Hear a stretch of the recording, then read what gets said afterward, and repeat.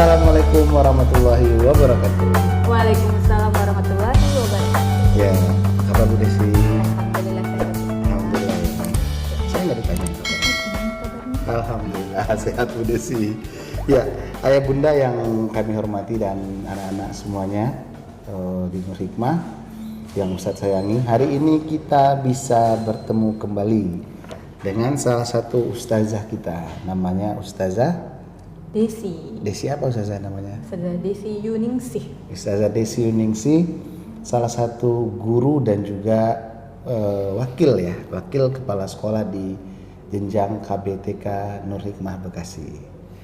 Nah, hari ini kita akan berbincang banyak hal tentang dinamika yang ada dalam pembelajaran KBTK Nur Hikmah. Oke Bu Desi, sehat ya? Insya Allah sehat. Serius nih, sehat ya? Insya Allah. Alhamdulillah sehat. Alhamdulillah sehat ya. Oke, apa nih kesibukan TK hari ini Bu Desi? Kalau untuk TK hari ini kita lagi mempersiapkan pentas seni. Jadi yang pensi itu pentas seni ya? Pentas seni, pentas seni. Jadi memang ini kegiatannya bertujuan untuk meningkatkan atau memperlihatkan percaya diri anak-anak. Itu kapan? Rencananya kapan? Insya Allah sih kita akan adakan mulai dari tanggal 29 Maret sampai dengan 8 April. Kok jadi panjang gitu ya? Sekitar 2 pekan. Karena kan memang kita masih PSBB harus jaga jarak dan kita juga tidak bisa menghadirkan banyak siswa ke sekolah dan jadi memang kita mendatangkannya hanya satu hari itu 10 anak seperti itu. Jadi benar-benar bagaimana supaya ustazah-ustazah ini bisa fokus melihat gerak-gerik Ananda gitu. Jadi supaya tetap jaga jarak itu bisa terkontrol seperti itu. Enggak, maksudnya pensi itu bukannya pentas ya yang diadakan hanya beberapa jam gitu. Tapi karena kok panjang banget waktunya? Ya itu karena tadi satu hari hanya mengerjakan 10 anak gitu. Jadi kita beruntun tuh total itu sebenarnya ada 7 hari, cuma karena kepotong ada hari libur. Jadi jika di total keseluruhan itu sekitar 2 pekanan seperti itu. Oh itu loh yang sibuk-sibuk di TK hari ini ya? Iya, dan ada memang nanti rencananya itu juga kan kita memang kan ada syutingnya juga, jadi anak-anak juga diundang ke sekolah itu untuk di syuting juga. Jadi kita nanti mau di akhir sana nanti ada pemutaran perdana untuk online-nya gitu. Tapi gitu ya. Kita memberikan kesempatan untuk anak-anak juga tampil di atas panggung karena kan memang apalagi untuk TKB ya. Kemarin itu waktu dia TKA sudah ada pandemi, dia nggak merasakan bagaimana sih euforianya naik ke atas panggung. Nah, oleh karena itu untuk yang sekarang ini kita fasilitasi panggung untuk anak-anak tampil. Jadi dia ada pernah merasakan naik panggung gitu. Walaupun memang yang nonton hanya 10 orang tua itu saja, tidak ada tamu-tamu lain gitu. Tapi sih. Pengalaman di atas panggung tuh mahal. Luar biasa nih. Jadi tetap sih optimal guru-guru untuk dekorasi panggung juga seperti biasa seperti tahun-tahun sebelumnya ketika kita mengundang orang tua banyak. Jadi tetap sama untuk pemberian maksimalnya. Biasanya kan diadain di aula utama sekolah. Sekarang sama di aula utama ini. Iya. Banyak ya kegiatannya. Jadi memang dari mulai bulan Maret ini sampai bulan April ini Nur Hikmah secara umum itu memang lagi full activity ya. Iya. SD ada khotaman, SMP juga, TK malah 2 ya, pensi sama Hubul Quran. Quran. Kita habis lebaran sih. Lebaran. Memang sudah mempersiapkannya. Ya, sekarang kita lagi lihat kakak-kakak kita. Hubul Quran tuh gimana sih? Apa sih Bu? Kayak munat khataman Quran. Iya, sama dengan khataman Quran. Cuma memang kan kalau di TK itu kan kita targetnya hanya memang untuk dari Umi Foundation sendiri itu 4 Umi Jilid 4 ya, itu yang bisa melakukan hubul Quran. Jadi sebutannya hubul Quran bukan khataman karena memang kan belum masuk Al-Quran. Tapi alhamdulillah sih selama ini sudah ada yang masuk Al-Quran. Untuk yang tahun ini insya Allah itu terakhir yang saya cek datanya itu untuk yang anak-anak Al-Quran itu sudah ada 2 orang. Terus ada yang sudah Umi 6, Umi 5, Umi 4 itu untuk TKB-nya saja. Jadi yang hubul Quran hanya untuk TKB. Jadi emang udah ada juga ya anak-anak TK kita yang sudah lancar baca Quran ya? Alhamdulillah. Alhamdulillah ya, luar biasa nih. Ini juga sih kita melihat orang tuanya juga, kita lihat sangat kooperatif banget ketika memang orang tuanya di rumah itu memfasilitasi, itu luar biasa memang. Jadi anak itu semangat untuk menghafal, hafalannya juga bagus, bacaannya juga mungkin tiap hari dibaca. Jadi ketika BDR secara video call itu paling guru hanya memeriksa kelancarannya atau ada beberapa kesalahan-kesalahan nanti diperbaiki lagi di rumah. Jadi memang untuk BDR ini itu perlu banget kerjasama dengan orang tua yang lebih dari yang biasanya, karena kan memang kita hanya video call itu kan paling hanya 15 menit gitu, dan itu kita lakukan 2 kali. Jadi paling banyak itu memang kegiatan bersama orang tua di rumah. Jadi benar-benar bagaimana guru kelas ini bisa merangkul orang tua supaya bisa satu visi misi gitu. Dan alhamdulillah untuk di TKB ini untuk mempersiapkan hubul Quran ini orang tuanya subhanallah sih kooperatif. Jadi nanya, "Ustazah, hafalannya apa lagi? Dari mana?" "Oh, dari TKA hafalannya." Jadi memang tesnya itu dari TKA. Hafalan doanya, hadisnya itu nanti ditesnya dari hafalan TKA-nya. Jadi seperti itu. Luar biasa. Nah, saya juga ingin bertanya, kayaknya apa-apa yang di-create oleh TKD memang sangat luar biasa ya Bu ya. Saya melihat video-video yang ada di YouTube KBTK Nur Hikmah itu keren-keren banget. Nah, jadi mungkin ayah bunda semuanya kalau mau melihat seperti apa kreativitas guru-guru TK bisa mengunjungi YouTube. Ya, YouTube KBTK Nur Hikmah, dan jangan lupa subscribe gitu. Nah, di situ saya lihat dalam pembelajaran BDR itu guru-guru luar biasa ya. Cerita dong Bu Desi, bagaimana sih semangat guru-guru dalam BDR ini? Iya, jadi memang ketika ini kan kita sudah ada pengalaman sebelum tahun sebelumnya ya. Dari situ kita ambil evaluasi banyak-banyak untuk mempersiapkan di tahun pelajaran 2020 sampai 2021 ini bagaimana ini supaya mengemas dengan sangat menarik gitu. Karena pasti kan ini akan sulit banget, apalagi anak TK itu biasa kelompok bermain aja tuh di telepon itu paling awal-awal itu ada yang ngumpet di bawah meja, ada yang lari sana lari sini. Awal-awal dan alhamdulillah sih sekarang sudah mulai berkembang banyak perkembangannya, sudah mulai fokus. Nah, itu kita memang di awal itu kita rancang dulu dari tim kurikulumnya bagaimana pengemasannya, setelah itu kita berikan ke guru-guru, dan tentunya juga kita memberikan semangat buat guru-guru nih, karena ini kan pasti yang akan berperan besar, memberikan effort lebih itu kan guru-guru yang ada di lapangan. Itu kita benar-benar ya udah kita rangkul guru-guru juga, terus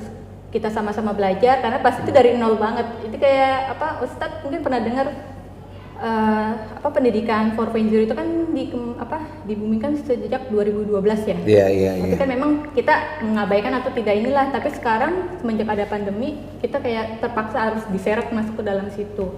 Ya memang benar pastinya kan ketika dia memegang gadget, bagaimana supaya gadget ini tuh benar buat pembelajaran, nggak lari kemana-mana. Akhirnya dari situ ya udah kita berikan guru-guru, yuk kita berikan konten-konten yang terbaik buat anak-anak seperti itu. Dan sekolah alhamdulillah memfasilitasi untuk misalnya bagaimana membuat video green screen seperti itu, dan kita juga mengajak guru-guru untuk pelatihan membuat video yang menarik gitu.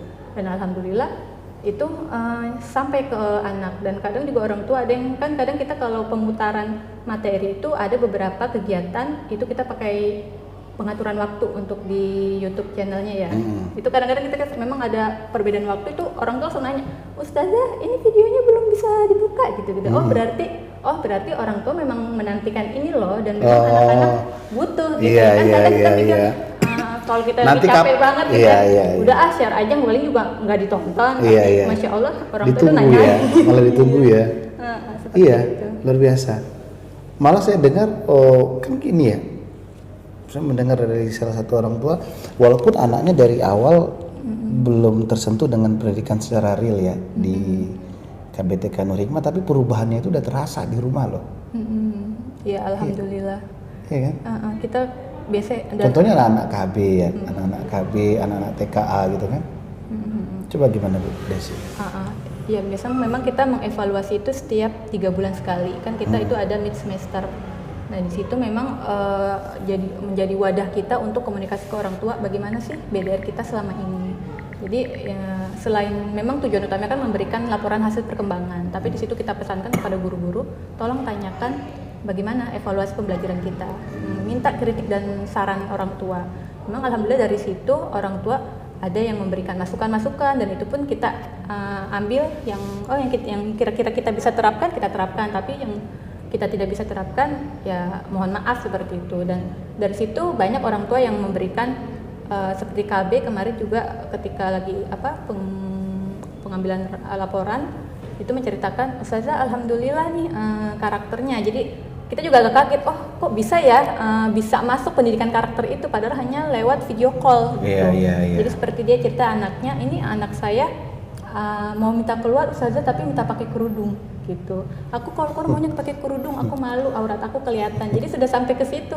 Oh masya Allah. Dia belum masuk ke sekolah sebenarnya. Belum. Dan memang pas ketika kita supervisi gurunya, ya memang guru itu walaupun video call, tetap ketika memang ada panduan RPPH ya. Di situ kan RPPH kita karena kita juga sudah kurikulum 2013 pasti mencantumkan karakter apa nih yang kita mau sampaikan ke anak. Dan itu alhamdulillah guru-guru itu berpegang pada RPPH-nya. Jadi oh hari ini karakternya seperti ini. Jadi sebelum masuk ke aspek perkembangan yang utama, mereka biasanya menyelipkan sedikit-sedikit tentang karakter itu. Bagaimana sih jadi muslimah yang baik, jadi muslim yang baik seperti itu. Dan alhamdulillah yang tadinya kita nggak ekspektasinya kecil lah ke situ, yaudah kita berikan aja, tapi ya jangan berharap banyak karena ini masalahnya bertemu tatap muka di handphone paling cuma untuk KB apalagi ya 10 menit aja udah lama banget gitu. Jadi ya udah alhamdulillah jika memang masuk yaitu sebuah hadiah besar lah buat kita gitu. Dan itu ada beberapa yang seperti orang tua yang melihat perubahan anak-anak di seperti itu gitu. Ya tadi gini, tadi saya dengar di sela-sela Bu Desi ngomong tadi ada mid semester. Emang ujian di TK tuh kayak gimana sih Bu Desi? Iya, jadi penilaian tengah semester ini nih kita bukan anak-anak di khusus di sini hari ini ada ujian ini, nggak ada. Jadi itu ada kita memberikan laporan itu sebagai laporan per 3 bulan aja. Jadi kan selama 3 bulan itu kita melihat nih nilai anak-anak seperti apa, indikator yang kita berikan ke anak 3 bulan sebelumnya apa nih, apa yang belum tercapai, apa yang sudah tercapai. Dari situ kita akumulasikan nilainya.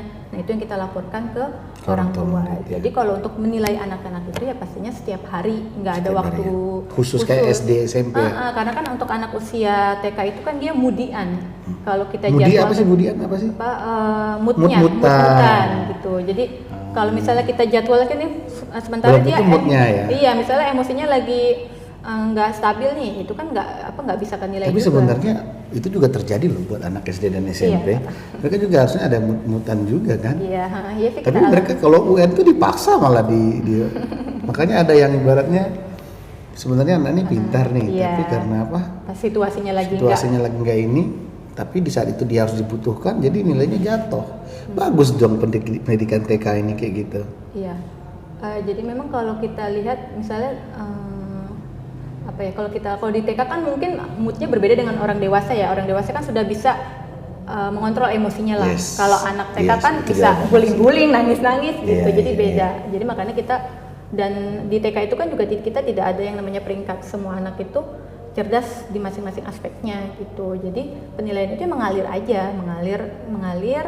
Terus juga misalnya kita di per 3 bulan ini kita lihat nilainya, oh ada yang nilainya masih kurang nih. Nah itu yang kita drill lagi untuk jadi berharap ketika laporan per 3 bulan itu nilai sudah tuntas semua. Jadi lebih kepada itu untuk jadwal pertengahan penilaian PTS-nya. Jadi kita lihat indikator mana yang masih belum tuntas, itu yang kita drill lagi. Gitu. Ada juga yang menarik dari TK ini saya dengar kemarin itu ada reading record ya. Terus ternyata perpustakaan TK itu setiap ganti tema, ganti buku, ganti itunya ya. Keren ya. Jadi gimana sih? Jadi setiap temanya ini, artinya bukunya itu ganti ya semuanya ya. Perpustakaannya itu langsung serp gitu ya. Iya, langsung diganti. Ya jadi memang tugas dari guru perpustakaannya untuk men-setting setiap visual buku. Itu ngakalin atau memang begitu? Kok ngakalin? Ya memang ngakalin sudah tempat kali ya. Memang begitu ya. Jadi begitu kan ya? kita untuk pendukung kegiatan. Yeah. Sebenarnya kalau untuk perpus masing-masing kelas punya perpus masing-masing. Jadi di kelas itu gitu sudah ya? punya perpus mini masing-masing untuk buku-buku yang di luar dari tema itu sudah ada di kelas masing-masing. Jadi sudut baca itu sudah punya di kelas sudut baca masing-masing. Jadi kalau untuk yang di perpus sendiri khususnya itu memang untuk dimunculkan ke temanya. Jadi ketika guru-guru pun mau ambil buku penunjang itu sudah ada displaynya, nggak nyari-nyari lagi gitu. Jadi untuk mempermudah sama yaitu untuk pendukung media pembelajaran. Nggak, tapi sebenarnya itu efektif loh Bu. Jadi ada dulu saya pernah baca sebuah buku bagaimana sih seorang sales itu bisa menjual mobil dalam 1 bulan tuh sebanyak 70 mobil. Gimana sih caranya gitu kan? ternyata salah satu direktur tuh menyarankan apa? Kamu harus bisa menuliskan setiap kamu membuka pintu ada tulisan.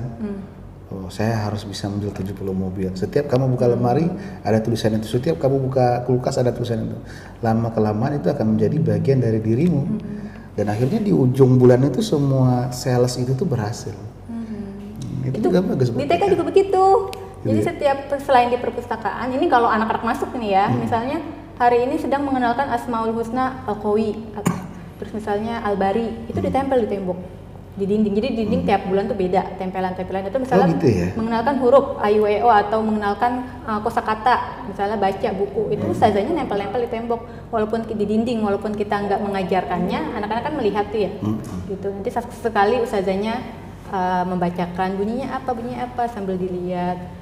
Ya itu memang apa kan kalau anak-anak apalagi kan visualnya masih ini banget gitu. Sampai orang besar aja kan masih begitu kan buat supaya masuk ke ini ke alam bawah sadar. Alam bawah sadar, ya benar. Kita ngomong apa lagi nih Bu Desi tentang TK? Saya melihat TK berapa orang sih sekarang muridnya? Untuk sekarang 132. 132, total Masya Allah dari ya. KB sampai TK.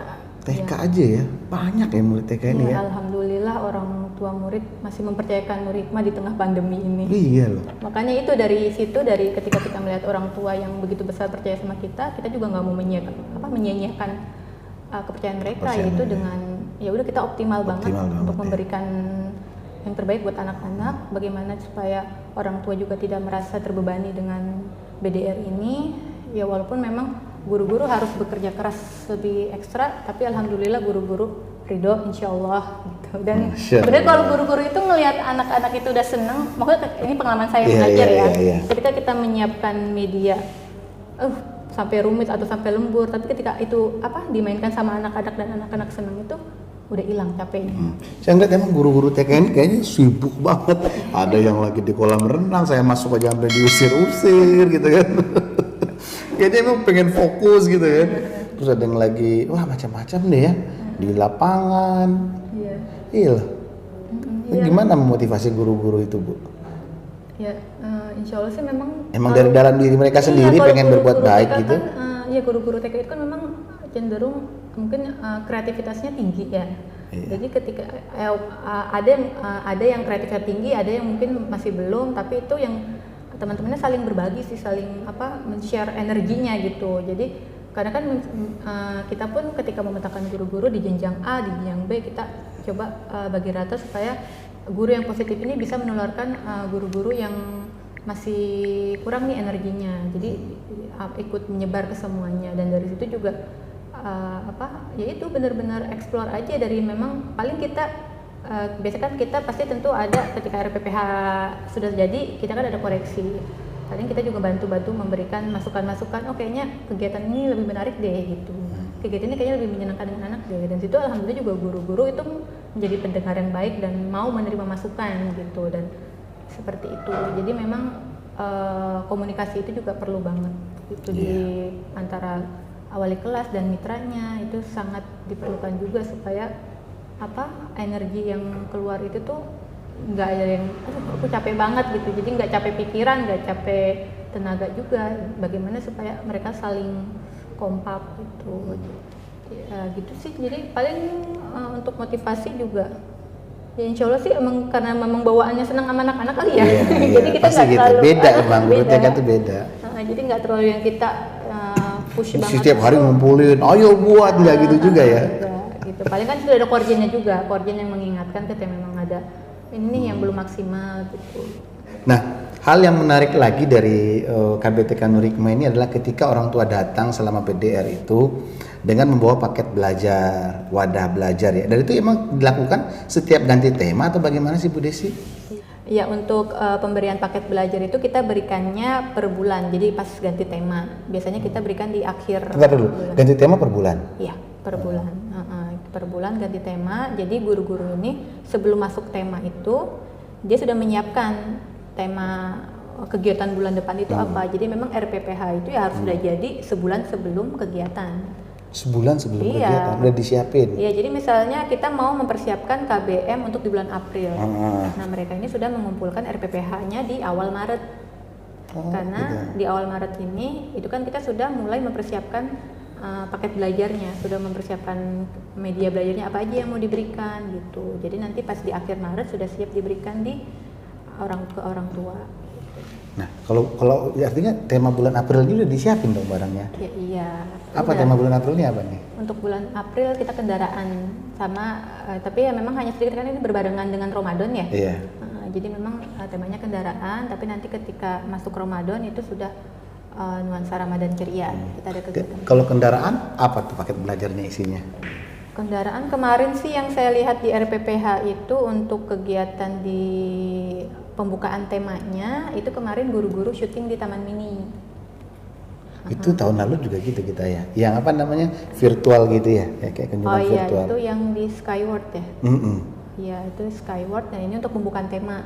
Pembukaan temanya kemarin guru-guru berinisiatif untuk biasanya kan kita kalau video itu kan memperkenalkan benda-benda gitu ya. Nah ini kemarin kan mungkin guru-guru agak bosen nih hanya menampilkan gambar lewat green screen aja. Nah kemarin boleh nggak kita langsung syuting ke musim transportasinya gitu. Alhamdulillah. Dan ternyata pas banget kebetulan di sana dari musim transportasinya menawarkan Zoom, jadi acara dari mereka. Oh alhamdulillah kebantu gitu. Jadi lagi ada program untuk anak TK juga. Jadi setelah pembuatan pembukaan tema di sana selesai, nanti pas awal April kita ada Zoom dengan musim transportasi. Ini udah bocor duluan nih. Enggak apa-apa. Nah terus terakhir nih ya, terkait dengan Ramadan. Gimana nih? Apakah KBTK Nur Hikmah sudah menyiapkan tema Ramadan untuk anak-anak di rumah gitu? Ya pastinya sudah, karena sudah, ya? hari ini pembagian paket belajar harus sudah masuk itu media pembelajarannya. Jadi memang kita sudah kemas untuk tarhibnya. Anak-anak membuat tarhib Ramadan untuk kali ini kita membuatnya dalam bentuk 3 dimensi. Kemarin kan ini ya poster, hari ini kita kreativitas lampion gitu. Jadi nanti kayak lampu-lampu gitu. Lampu nanti anak-anak menghias. Kayak lampu-lampu Ramadan gitu ya. Iya, tapi itu kemarin sih kita membebaskan orang tua mau untuk hiasan meja atau hiasan gantung. Jadi kenapa nggak buat kartu lebaran? Itu kan nanti ini kan tarhib dulu. Oh iya, tarhib menyambut Ramadan, marhaban ya Ramadan. Oh iya. Nanti untuk di Ramadan Cerianya itu kita 3 hari dari tanggal 28, 29, 30, 28, 28-nya itu pembuatan kartu lebaran, 29-nya kita ada dongeng Ramadan, dan 30-nya kita ada baksos itu. Iya. Luar biasa. Terus cerita sedikit dong Bu Desi, sedikit nih, yang terakhir nih. Suka duka jadi guru TK. Bu Desi berapa tahun di TK Nur Hikmah? Dari 2008 ya. Dari 2008 ngajar TK? Iya. Nggak pengen pindah di SD apa SMP? Enggak sih, enggak. Ya mungkin karena kalau di TK itu kan explore ya, maksudnya kita tuh bisa berekspresi dengan pikiran juga, kita. Iya, kreativitas juga tereksplor kita dengan materi tema. Kalau di TK itu kan kurikulumnya seperti ini, tapi kita bisa mengaplikasikan apa aja nih media pembelajaran itu kita bisa. Nggak ada batasan-batasannya ya. Itu, seperti itu. Jadi kayak senang aja kalau untuk, dan anak-anaknya juga masih lucu-lucu. Kalau anak SMP bagaimana Ustaz? Masih lucu. Wah, kalau SMP beda lagi Bu. Nggak lanjut yang TK tadi. Tapi emang nggak bosan ya ngajar TK dari 2008 sampai 2020 sekarang. 2021, udah berapa tahun tuh artinya Bu Desi? 12 ada ya? 13, mau 13 ya? 13 tahun ngajar. Ya nggak kerasa sih, kalau disuruh itu jadi berasa tua saya. Tapi katanya kan kalau jadi guru TK awet muda, maka mungkin itu kali yang buat guru-guru TK itu malas berpindah. Nggak, emang bener apa namanya? Guru TK, guru lah paling tidak. Saya kadang-kadang waktu itu pernah ketemu dengan guru saya yang dahulu SD, wajahnya tuh nggak begitu berubah gitu loh. Agak masih sama gitu ya. Ini karunia seorang guru ya. Dibandingkan seseorang yang bekerja dengan semua dinamikanya, kayak teman sejawat kita aja jarang ketemu berapa tahun, tiba-tiba dia udah berubah gitu. Sementara guru kita yang sudah puluhan tahun kita nggak temuin, wajahnya nggak berubah-berubah ya. Ya, mungkin karena rasa cinta ke profesinya kali ya. Biasanya kan kalau kita bekerja dengan ikhlas, tulus, tanpa ada beban lah, itu kan ya udah mengalir aja, kita nggak akan ada tekanan-tekanan. Kan yang bikin kerutan-kerutan itu kan karena tekanan-tekanan. Iya, kegembiraan itu yang buat Iya. awet muda, mungkin gitu ya. Iya, karena kan mungkin Ini menghibur diri ya ceritanya ya. bukan, kalau kan gini, kalau anak-anak TK mungkin, kalau orang-orang yang di luar dari TK, guru-guru lain, kok kuat sih jadi guru TK gitu, kok sabar banget sih iya. gitu. Ya bukan karena mungkin orang lain, anak TK kan nggak bisa diem atau apa. Iya. Gimana sih anak-anak namanya kan? Gitu. Tapi ya memang ketika kalau kita dari kitanya sudah suka dengan anak-anak, keaktifan mereka itu ya akan beda pandangannya dari mungkin dari orang yang tidak suka anak-anak. Itu pandangan, kok anak ini nggak bisa diem ya, ini banget sih gitu. Tapi dari seorang yang pandangan orang yang suka anak-anak, punya ada potensi nih gitu. Oh gitu ya, beda ya. Ya kita juga kan sebagai guru juga berusaha untuk tidak melabel anak Nggak boleh, negatif, jangan sampai gitu, karena memang apalagi sampai mengutarakannya ke anak-anak. Astagfirullahaladzim. Itu kita benar-benar. Itu emang tertinggal ya di pikiran anak-anak kalau kita label gitu ya. Iya kan, label itu kan ya pastinya kan tertinggal di usia mereka yang memang mereka sedang menghafal, mengingat, melihat apa yang mencontohkan, melihat itu kan pasti akan terekam banget gitu. Jadi kita juga guru-guru TK pun kita ada pelatihan bagaimana berbahasa yang baik ke anak-anak, bahasa ibu tuh. Jadi bagaimana cara mengingatkan yang baik seperti itu. Atau misalkan ketika ada anak yang melakukan kesalahan, bagaimana sih cara menghadapinya, itu juga memang perlu banget. Dan dari situ anak-anak pun akan mengikuti kita. Jadi ketika ada yang orang tua itu pasti udah, kalau ini misalnya nih pembelajaran secara offline itu biasanya orang tua itu sudah berbicara, ya ustazah bicaranya udah beda sekarang logatnya, biasanya jadi terbawa sama logat ustazahnya, mohon maaf apa yang kamu lakukan, jadi agak walaupun mungkin EYD tapi nggak yang EYD banget, tapi ada sopan santunnya gitu. Dan itu lebih terstruktur dan itu tuh sampai ke anak-anak gitu. Dan kan berarti kan sekecil apapun itu akan apa yang dilihat anak pasti akan dicontohkan gitu. Jadi ya kita juga guru-guru berusaha untuk tidak mengeluarkan kata-kata negatif, dan juga orang tua pun juga sama, kita parentingkan untuk yuk kita sama-sama jaga lisan kita untuk anak-anak kita. Masya Allah. Nih ada nggak sih pengalaman Bu Desi dari ada anak nih, misalnya seorang anak masuk ke sekolah, ke KBTK, ke KB atau ke TKA, anaknya tuh kayaknya sulit dikendalikan, tiba-tiba keluar dari TK itu bersinar gitu loh, hampir semua dong ya. Iya, alhamdulillah sih, kalau kan kebetulan memang kalau dari TK itu kan lanjut 90% lah lanjut ke SD Nur Hikmah. Dari situ kita lihat, Masya Allah gitu. Dan jadi dari yang mungkin di TK-nya kurang terlihat gitu, ternyata dia punya kemampuan yang luar biasa, dan itu memang banyak yang kita lihat seperti itu. Banyak anak-anak SD yang dari Nur Hikmah ini kita melihat prestasinya luar biasa, yang mungkin di TK ini dia mungkin hanya menonjol di aspek pengembangan yang A saja atau B saja, tapi ternyata semakin diasah dengan baik dan dia menemukan bakatnya di mana, itu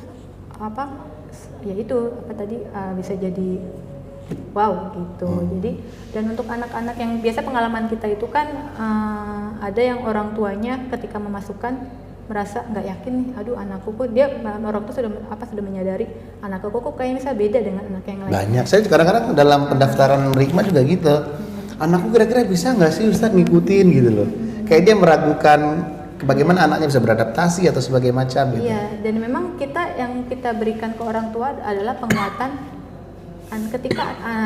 Ketika kita merasa anak kita ini ada masalah, maka ya harus segera disekolahkan. Atau mungkin dari KB kecil, makan kita memang darinya KB besar ya. Ketika kita merasa anak kita sudah mulai ada masalah, maksudnya? Ya misalnya, kok anak saya pendiam ya, misalnya, atau kok anak saya bicaranya belum lancar. Iya. Nah itu kan berarti ada stimulus yang mungkin orang tua belum bisa maksimal untuk memberikannya gitu. Nah di situ kita memberikan masukan.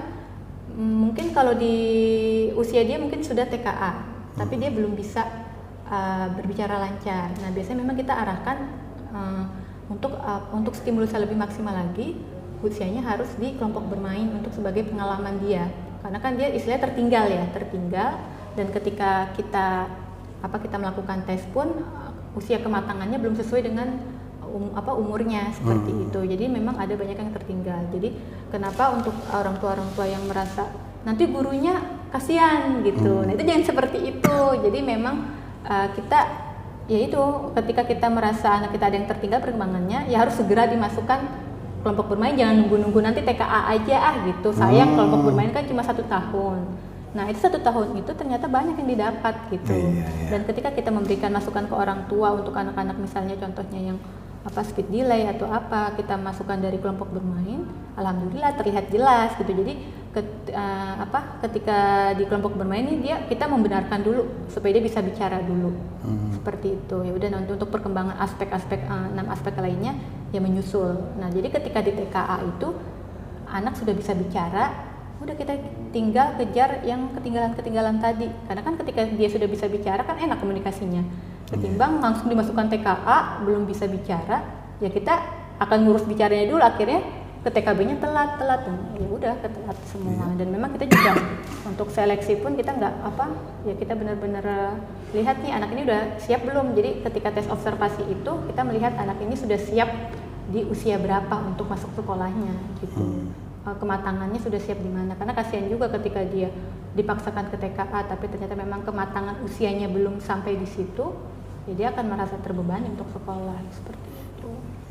Oke Bu Desi, luar biasa sekali nih kalau bicara sama Bu Desi ini. Emang dia bukan hanya sebagai seorang guru, tapi pengetahuannya tentang dunia anak ini luar biasa dalam nih. Harus pakai pelampung nih ngobrolnya, kalau nggak tenggelam.